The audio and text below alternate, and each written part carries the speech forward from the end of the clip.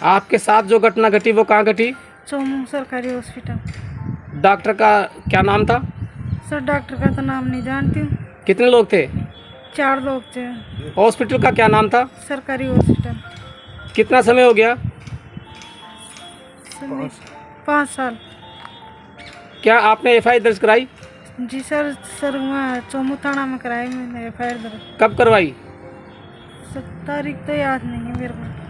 नमस्कार दोस्तों, मैं सचिन विष्णुदेव सरवटे, पूर्व उपाध्यक्ष अनुसूचित जाति आयोग राजस्थान सरकार। दोस्तों, मेरे कार्यकाल में मेरे पास में एक प्रकरण आया था जिसमें बैरवा समाज के अनुसूचित जाति का एक जोड़ा, पति पत्नी का एक जोड़ा, जो कि गांव हिंगोनिया, तहसील निवाई और जिला टोंक के निवासी थे। उन्होंने आयोग में आकर एक प्रार्थना पत्र दिया था और अपनी आप बीती बताई थी। उन्होंने कहा था कि उनके एक बच्चे की डेथ हो गई थी। इसी संदर्भ में ये पति पत्नी चोमू के एक राजकीय अस्पताल में जाते हैं और वहाँ पर बच्चे बंद का ऑपरेशन खुलवाने के लिए ये लोग वहाँ गए और वहाँ पर उस ग्रामीण महिला के साथ में 3 से 4 लोगों ने मिलकर सामूहिक बलात्कार किया। ये प्रकरण जब मेरे पास में आया तो मैंने इस पर कार्रवाई करते हुए 2 अक्टूबर 2022 को एक लेटर जारी किया था पुलिस महानिदेशक के नाम पे, और चोमू पुलिस थाना में ये मामला दर्ज है 2019 में। और उक्त प्रकरण में मैंने जो है अनुसंधान करने और पूरी तथ्यात्मक रिपोर्ट मांगी थी। उस प्रकरण में 13 अक्टूबर 2022 को कार्यालय पुलिस उपायुक्त जयपुर पश्चिम की ओर से 13 अक्टूबर को तथ्यात्मक रिपोर्ट आई और उसमें इन्होंने इस केस के अंदर एफआईआर लगा दी थी। यानी कि इस केस को इन्होंने कहा कि ये झूठा केस है। कार्यालय अतिरिक्त महानिदेशक पुलिस अपराध शाखा राजस्थान की ओर से 16 नवंबर 2022 को हमारे पास में एक लेटर आया था जिसमें इन्होंने भी रिपोर्ट मांगी थी। सीमा भारती जी ने 17/11/2022 को मेरे नाम से, यानी उपाध्यक्ष अनुसूचित जाति आयोग राजस्थान सरकार के नाम से कार्यालय पुलिस उपायुक्त जयपुर पश्चिम में इस प्रकरण में पूरा मामला जो है वो भेजा और क्या उन्होंने तफ्तीश की और उन्होंने बताया कि ये वाकया झूठा पाया गया है और इसमें 9/3/2021 को एफआईआर लगाकर इन्होंने माननीय न्यायालय SC/ST कोर्ट जयपुर में पेश की। यानी अगर इन कागजों पर गौर किया जाए तो ये प्रकरण जो है वो झूठा है, यानी इस पर एफआईआर लगाई जा चुकी है। किंतु मुझसे इस जोड़े ने पुनः संपर्क किया और समय समय पर ये संपर्क करते रहे। इन्होंने संपर्क किया और बार बार एक ही बात कही कि साहब, हमारे साथ जो घटना घटित हुई है वो बिल्कुल सत्य है और हम किसी प्रकार से झूठ नहीं बोल रहे हैं। इस संबंध में इन्होंने एक वीडियो भेजा है। सभी श्रीमान, सभी लोगों से मेरा ये निवेदन है, क्योंकि मेरे साथ में एक अपराध, बहुत गलत काम हुआ मेरी बीवी के साथ में। मेरी सुनवाई कहीं पे भी नहीं हो रही है। मैं 5 साल से धक्के सभी विभागों में चक्कर काट रहा हूँ, पर मेरे कोई सुनवाई नहीं हो पा रही है। सर, सभी लोगों से, सभी अधिकारियों से, सभी सरकारों से मेरी निवेदन है कि मेरे को ज़रूर से ज़रूर मेरी सुनवाई करवाए। श्रीमान चोमू सरकारी हॉस्पिटल में मेरी बेबी की नसबंदी खुलवाने के लिए गया था। मेरा एक बच्चा ख़त्म हो गया था, उसके बाद में 1 महीने बाद में मैं नसबंदी खुलवाने चोमू सरकारी हॉस्पिटल में गया था। तो वहाँ जाने के बाद में मैं 7-8 दिन तक तो मेरी बीबी की जांचें करवाया, सारे डॉक्यूमेंट्स करवाया, फीस भी दिया उन डॉक्टरों को। फिर डॉक्टरों ने मुझे शनिवार के दिन बुलाया, भाई तेरी बीबी का ऑपरेशन खुल जाएगा। मैं वहाँ पहुँचा सर, तो शनिवार के दिन तो कागज़ वागज़ लेके फाइल जमा करके और मुझे बोला आज ऑपरेशन वार्ड में लाइट नहीं है, आप कल आना 9:30 बजे आना। सर मैं कल मेरी वाइफ को लेके मैं वहाँ पे पहुँच गया चोमू सरकारी हॉस्पिटल में। तो 9:30 बजे के लगभग डॉक्टरों ने आ गए, एक डॉक्टर आ गया था। तो उसी डॉक्टर ने मेरी बीवी को अंदर ले गया, मेरे को भी अंदर ले गया, मेरी मम्मी भी थी साथ में, अंदर चले गए।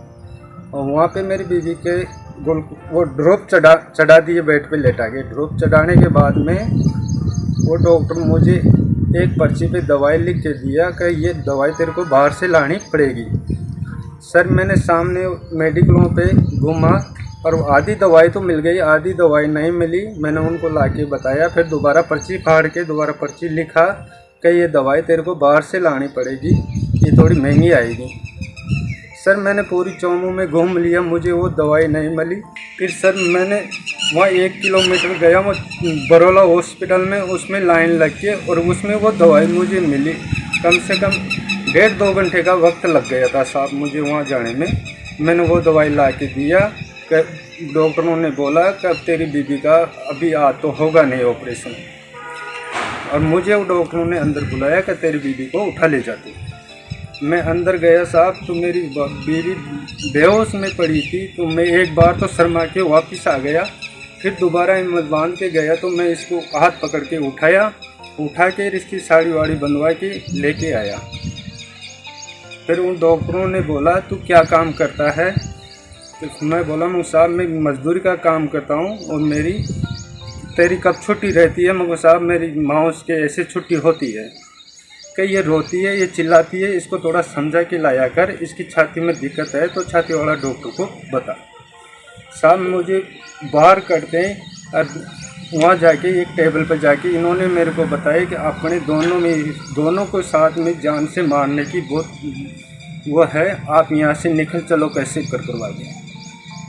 सर फिर उसके बाद में वो छाती वाला डॉक्टर को दिखा के इसकी ड्रॉप खुला के वहाँ से मैं ले आया और फिर मैंने सब FIR दर्ज करवा दिया थाने में। मेरी कम से कम 5 दिन बाद में सुनवाई हुई। तो 5 दिन बाद में पुलिस कर्मचारी वाले ने मौका मुआयना करने ले गया। तो कैसा आज नहीं चलेंगे, 2 बाद में चलेंगे साहब। फिर वहाँ से मैं आ गया। उसके बाद में पुलिस वाले मैं कावटिया हॉस्पिटल में मेडिकल करवा के ले आए मेरी बीवी को। उस गाड़ी का किराया भी मैंने ही दिया। फिर उसने पुलिस वाले ने बोला कि आपकी बीवी का वो डॉक्यूमेंट्स आता है ना, उसको एक डिब्बा लेके आ बाहर से, उसमें रख के और ले चलेंगे। सर मैं वो डिब्बा लेने गया, वो डिब्बा नहीं मिला मुझे। फिर उसके बाद में बोला कि कल लेके जाना। फिर मैं ऑटो करवा के पुलिस वाले साथ में लेके वो ले गया, 200 रुपये किराया दिया। उसके बाद में सर हमारी 5 साल से हमारी कहीं पे भी सुनवाई नहीं हो रही। 2-2, 3-3 वकील कर लिया, वकील सारे डॉक्यूमेंट्स ले लेते हैं और कि तुम्हारा काम चल रहा है, केस चल रहा है, पर हमारी कहीं पे भी सुनवाई नहीं है। आपके साथ जो घटना घटी वो कहाँ घटी? चोमू सरकारी हॉस्पिटल। डॉक्टर का नाम क्या था? सर डॉक्टर का नाम तो नहीं जानती हूँ मैं, पर लेकिन 3 डॉक्टर थे, वो करे मेरे साथ में गलत काम। चोमू सरकारी। कितने लोग थे उनके साथ? 4 लोग थे सर। हॉस्पिटल का क्या नाम था? चोमू सरकारी। कितने समय का हो गया? 2019 11वें महीने की 24 तारीख की घटना घटी है साहब ये हमारे साथ। आपने FIR दर्ज कराई? FIR वकील साथ में गया था चोमू थाने में, वहाँ दर्ज करवा के आए। वकील के साथ में एक और गया था, वो बोल रहा है ऐसे भी है ये, तो वो जाके करवा के आए हमारे FIR दर्ज। वकील का नाम क्या है? वकील का नाम कालूराम जांगिट बताया साहब, जोड़ला पावरस 14 नंबर पर। क्या आप किसी वकील से मिले? सर वकील से मैंने कहा ना 14 नंबर के बोलेंगे कालवाड़ जाड़ कालूराम वकील। कालूराम वकील है उससे। वकील कहाँ रहता है? 14 नंबर जोड़ला पावरस के सामने गली में। क्या आपने वकील को कोई सबूत दिया? वकील ने हमारे से पूरे तो डॉक्यूमेंट्स लिए, लिखा पढ़ी करी, मेरी बीवी का पेटीकोट रखा उसने लेके कि ये बात किसी को मत बताना, ये अपन पेश करेंगे कोर्ट में, पुलिस वाले को मत बताना। वो सबूत अब कहाँ है? वो सबूत पहले वाला वकील 3 महीना रखा जो कालूराम जागीर था, उसके बाद में उसको हमारे को विश्वास हट गया। हम 1 नंबर वाले वकील 1 नंबर से वकील है, उनके पास है अभी इस टाइम की वो सारे डॉक्यूमेंट्स, पेटीकोट भी उनके पास है। वकील का नाम और उसका पता? श्याम सुंदर है उसका नाम। ये 2 नंबर का वकील है, उसका नाम श्याम सुंदर है। अरे 1 नंबर रहता है, 1 नंबर ऑफिस है उसका साहब। पुलिस ने क्या कार्रवाई की? सर पुलिस ने कार्रवाई है कि पुलिस का हो रही है, चल रही है, कार्रवाई चल रही है। पुलिस तो कहना ना हमारे बोल रहे कि 1-2 दिन कर। क्या आपका केस दर्ज हुआ जी या सर, नहीं? केस तो दर्ज हो गया सर, पर उसके बाद में फिर केस बंद कर दिए इस लोगों ने। केस नंबर पता है? 864। 864 किस कोर्ट में दर्ज है?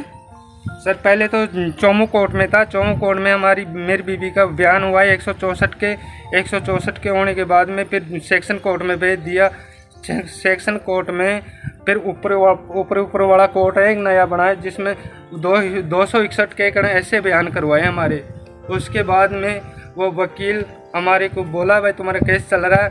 फिर 2 महीने बाद में पुलिस वाले पूरी कॉपी बना के लेके आए, तो वो वकील बोला आप बाहर बैठ जाओ, 10 मिनट बाद में बुलाऊं तब आ जाना। फिर एक जज। क्या आप कोर्ट गए थे? जी सर, कोर्ट गए थे। क्या बयान हुए वहाँ पर? बयान सर सही बयान हुए है, पर वहाँ पे सब कुछ है, घटना घटी नहीं, जो सब बता दी मैंने वहाँ पे। अंत में कोर्ट और पुलिस और वकील ने क्या कहा?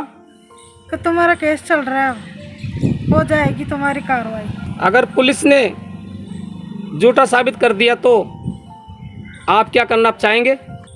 मैं यही करना चाहूँगी कि मेरा केस आगे बढ़े, टेस्ट करवा लो ले। अब इस बात में कितनी सच्चाई है कि ये मामला झूठा था या सच्चा था, परंतु ये जो जोड़ा है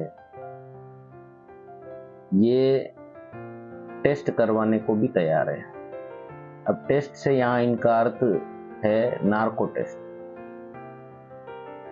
क्योंकि जब इनसे मेरी फोन पर बात हुई थी तो इन्होंने कहा था कि वो जो नार्को टेस्ट के बारे में बताना चाह रहे थे, हालांकि उनको कम पढ़े लिखे हैं तो उस टेस्ट के बारे में ये नहीं जानते हैं, पर उन्होंने इच्छा जाहिर की है कि उनका नार्को टेस्ट करवाया जाए, उनका भी, और जो इस मामले में डॉक्टर सम्मिलित थे या कोई भी व्यक्ति इसमें सम्मिलित था उसका भी नार्को टेस्ट करवाया जाए, और इस प्रकरण की पूरी गहनता से जांच होनी चाहिए। ये घटना बिल्कुल सच्ची है? जी सर, ये घटना सच्ची है। फिर आपकी मदद किसने की? कोई नहीं की सर हमारी मदद। ये सचिन पायलट है नहीं, क्या नाम? सरवेट ACI के उपाध्यक्ष है सचिन सरवेट जी, उसने हमारी मदद की है सर 5 साल से, और किसी ने हमारी मदद नहीं की है। और क्या आप किसी वकील के पास गए थे? कालूराम जांगीर के वकील के पास गए थे, 14 नंबर जोड़। वकील का क्या नाम था? कालूराम जांगीर। वकील कहाँ रहते हैं? वकील 14 नंबर जोड़ला पावरस की गली में रहता है साहब। क्या आपने वकील को कोई सबूत दिया था? वकील ने हमारे पूरा डॉक्यूमेंट्स लिए थे। फिर उसके बाद में मेरी बीवी का जो पेटीकोट पहनती है ना साड़ी के नीचे, वो पेटीकोट भी वकील ने लिया और ये बोला। वो सबूत किसके पास है? वो सबूत इस टाइम की 3 महीने तो कालूराम जांगीर के पास रहा, और उसके बाद में फिर 1 नंबर श्याम सुंदर वकील है उसके पास में है अभी। पुलिस ने क्या कार्रवाई की? पुलिस ने वो पुलिस मौका मुआयना ले जाके पहले तो मेरे को वहाँ पीटा कि साले ये ऐसा काम करते हैं। मेरे को मारा पीटा और मेरे को वहाँ पे मुर्गा बनाया हॉस्पिटल के अंदर। और साले का जो जोटा है कि तू करके दिखा इस टेबल के ऊपर हमारे को ऐसा काम सब। वहाँ मेरे को बहुत बेबस कर दिया, मेरे कपड़े उतारने लग गए। वो पुलिस वाला एसपी, वो मैं 14 नंबर का महिला थाना का बोलता है उसको। क्या वकील ने आपको बताया कि केस दर्ज हुआ या नहीं? वकील ने बोला आपकी एफआईआर दर्ज हो गई, आपकी कार्रवाई हो रही है, 90 दिन के अंदर अंदर आपकी कार्रवाई हो जाएगी। फिर उसके बाद में लॉकडाउन लग गया सर।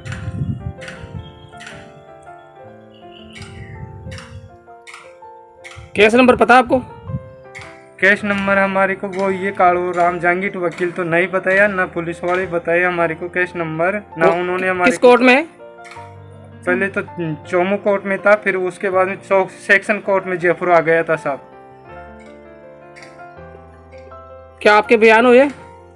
चोमू कोर्ट में भी बयान हुए थे 164 के, और उसके बाद में सेक्शन कोर्ट में 261 के कड़ा ऐसे बयान करवाया था वो श्याम सुंदर वकील। फिर अंत में कोर्ट ने और पुलिस ने आपको क्या कहा? सर कोर्ट ने हमारे को एक बार ही बुलाया, वकील श्याम सुंदर के साथ में गया था, उसके बाद में कोर्ट हमारे को नहीं बुलाई, ना पुलिस वाले बुलाए हमारे को। ये गरीब जोड़ा बार बार संपर्क करता है, बार बार इधर उधर सरकारी विभागों में, पुलिस थाने में इधर उधर चक्कर लगाते हैं, पर इनका कोई धनी डोरी नहीं है, इनको कोई सुनने वाला नहीं है। मैं एक बार पुनः इस मामले को राजस्थान सरकार को लिखूंगा और इस प्रकरण की वापस छानबीन करवाने के लिए सरकार से निवेदन करूंगा। साथ ही में जो सामाजिक संगठन है अनुसूचित जाति के या अन्य ऐसे सामाजिक संगठन जो इस तरह के लाचार, गरीब, मजबूर लोगों की मदद करते हैं, उनसे भी मैं आग्रह करूंगा कि आप इन लोगों की मदद करें। इन लोगों को हर तरीके से सुरक्षा मिलनी चाहिए और इनको न्याय मिलना चाहिए। सर हाथ जोड़ से सभी लोगों से, सभी भारतवासी में से मैं निवेदन करता हूँ, मेरी गरीब आदमी की सुनाई होनी चाहिए। इस विषय में 12 अक्टूबर राजस्थान राज्य विधिक सेवा प्राधिकरण ने भी मेरे लेटर का संदर्भ देते हुए एक लेटर सचिव जिला विधिक सेवा प्राधिकरण को लिखा था और उसमें पीड़िता को विधिक सेवा प्राधिकरण अधिनियम 1987 के तहत समस्त संभव विधिक सलाह सहायता उपलब्ध कराने के लिए निवेदन किया था और पीड़ित को हर संभव सहायता देने के लिए इसमें कहा गया था। साथ ही इन्होंने डीजीपी को भी लिखा था और इन्होंने भी तथ्यात्मक रिपोर्ट मांगी थी। हालांकि पुलिस ने अपने कार्रवाई में इस मामले को झूठा बताया है, परंतु सत्य क्या है वो तो या तो जिसके साथ घटना घटित हुई है वो जानता है या जिसने ये घटना कारित की है वो जानता है। हमें और आपको इस बारे में कुछ भी पता नहीं है। इसकी उच्च स्तरीय जांच होनी चाहिए, कोई ऐसा तरीका होना चाहिए जिससे सच्चाई लोगों के सामने आ सके और इन गरीब लाचारों को न्याय मिल सके। धन्यवाद। जय हिंद।